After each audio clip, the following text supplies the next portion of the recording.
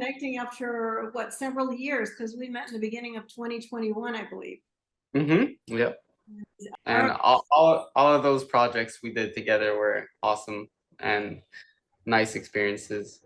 right? Yeah. Hmm. What you do, in a sense, you risk your life every day. What you do. Yeah. What has made you who you are? Following my instinct, just being myself, always trying to, learn something new, accept all the opportunities and everything that comes my way. Yeah. And you've been through quite a few difficult experiences, as many young people today can relate to. Can you talk Mhm. a little bit about some of the challenges that you've gone through? Injuries and hitting my head, going through surgery on my knee, and so many things. It's kind of hard for me to find the most impactful, but there's a lot. Yeah. When I was younger, back at school, I feel like I didn't have the right support because I'm more of an active person. So it takes, it takes a lot more than just me sitting on a chair and someone just, spitting words at me for a whole day, for me to learn. What you're saying is the educational system, the way that the classroom is structured, or the way the teaching is structured, just didn't work for you. It just didn't work for you to hear words or try to remember things and that conventional way. Exactly. Were you able to get through school? And if you were, how many years of school were you able to get through? I got to the highest degree the last year of high school. Um, but I didn't finish my math classes. I definitely look back and I see a lot of stuff that would have been different if, I just had some kind of like guidance or Yeah, but it sounds like you were actually learning math or even physics, so by doing your skateboarding. I, You know, in real life. really was, yeah. I'm not bad at school. I just learn a different way, I think a lot of people just have different ways of learning. That's absolutely true, and a lot of students today, are going through what you've gone through. So we do have, an educational system that does not work for many young people. At a young age, I really I really like fell in love with skateboarding, and that kind of led me on a whole path where I kind of found myself through skating, and I just wish I would have had some of the older people look out for me in a way where they would just give me the right advice, give me some structure in my life. And where did your drive come from? Is it something innate that you were born with? Living in a creative environment. I guess my mom's a dancer, my stepdad's an actor, and a lot of people in my family like are artists. So I think that has kept me going. A lot of just skating and everything is very hard on the body. So perseverance, martial arts. You were born into a family that had a lot of that fire already, in a very artistic sort of channel. So you were really kind of born into that environment, both genetically and experience as well. Exactly. Okay. When you were on your way with what you were passionate about, or you started to find that and develop that, you had the motivation and the purpose to finish your high school courses. Mhm. That's exactly it, because when I realized I could skate, it gave me like a lot of motivation because it felt like, okay, like basically I could, you know, do my work on my skate trip and then come back home and then go through for the exams. Yeah. And yeah, it helped me a lot. It definitely helped. That's a big deal, when we have purpose, or motivation that comes from purpose to do what we're doing, and we know why we're doing it. Many young people today um, don't have that purpose, don't have that motivation, we're lost. There has to be some kind of a purpose or vision or excitement about something in our lives in order to be motivated to move through certain things. Would you agree with that? Yeah, I agree 100%. Tell me this, who inspired you or who opened you to the whole skateboarding world? How'd you get into that? So that was my uncle. He gave me my first skateboard. The first time I went to the skate park, he was skating a ramp. It was a pretty big ramp too, so it was kind of impressive for me being pretty small. And yeah, I just got hooked to skating because I guess the turtles, Ninja Turtles would skate, and a lot of the cartoons and stuff. I I looked I looked at with skateboards, so that's how I got hooked.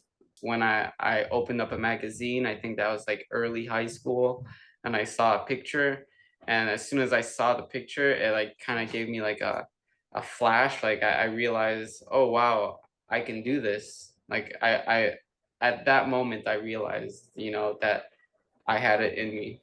Wow, that sounds Mm. like a huge life moment when that happens, like when something Yeah. deep recognizes that's it, something Uh-huh. clicks. Yeah, something clicked. Is there anyone else in your life who actually really inspired you, especially in the earlier years? Yeah, I think my mom uh was mainly the one because she was already, doing dance shows and touring, and I got to see it firsthand. I would attend the classes sometimes, and I just got to see how everything worked. And I guess at a young age, I kind of started to learn, how you know uh, an independent worker kind of like moves and does everything on their own. So you got Hmm. like real life lessons, like Yeah. amazing. That's actually like guild learning. Our nonprofit is called the First Guild, as you know. Hmm. It's all about guild learning. It's all about learning through experience, learning hands-on from someone who is like a master at something, and Hmm. we're like the apprentice. And so we learn by actually doing, by experiencing, by being immersed into that. So in a sense, you were born into a family where you were able to learn a craft or several related crafts through the guild style of Hmm. learning, which is Yeah. probably really the ultimate way to learn for any of us. Hmm. Yeah. So your mom is definitely an inspiration. One of the foundations of her art and her dance is classical ballet. Hmm. Yes. Yeah. And that is a very serious and a very challenging art form. So she has that under her belt, and Hmm. nothing provides a foundation like ballet because of the assets, the qualities that it basically prompts us to develop mentally and physically. So it sounds like it was enough to really give her the strength, the power, and the other qualities to really move into other things from there. Hmm. Yeah.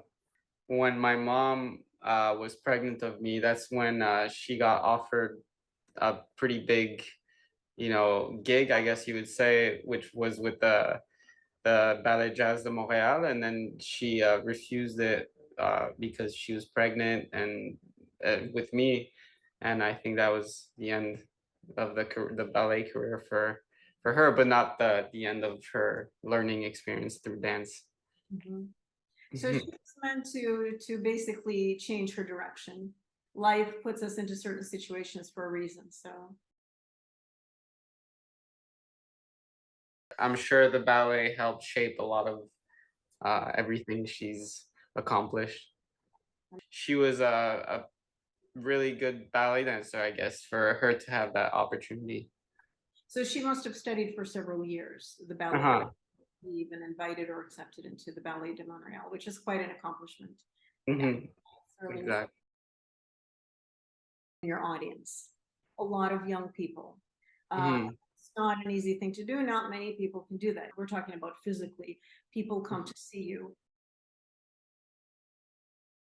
I see a lot of kids that I meet, for the very first time that, they look up to me, and the first thing they tell me usually is that they look up to me. So it's a really interesting position to be in. Yeah. Why? How did they find you and why did they look up to you? I feel like I'm one of them. A lot of the kids that, I teach or that I train, I see myself in them a lot. And, I see sometimes them being lost, and I can see how I was lost. I can guide them with some, advice, or just, give them the tools to change their situations. You see yourself in them, and that's why they see themselves in you. So Mhm. other than the fact that you're a big part of the Montreal skating scene, these kids connect with you. It sounds like they don't connect like that with everyone. There's an aspect of you that is very accessible, and not only accessible, but really feels for them. Tell me a little bit about who these kids are. Give me a few maybe pictures of the faces of these young people who come to you, because that's basically the faces of you. Yeah. So, a lot of the kids are just from smaller towns, around Montreal. Some of them have parents that push them to skate every day, every other day. Some of them, they're more on their own. You'll see them at the skate park late by themselves, and they're pretty young too. So you can tell some of the kids are just, well grounded. They have parents that really look out for them, and for the most part, they're doing really good for themselves. Express themselves a little better because you could tell that the situation at home is a bit better. Those kids, I tend to, talk to a lot, just so that, they can help look after the other ones that need a little bit more guidance.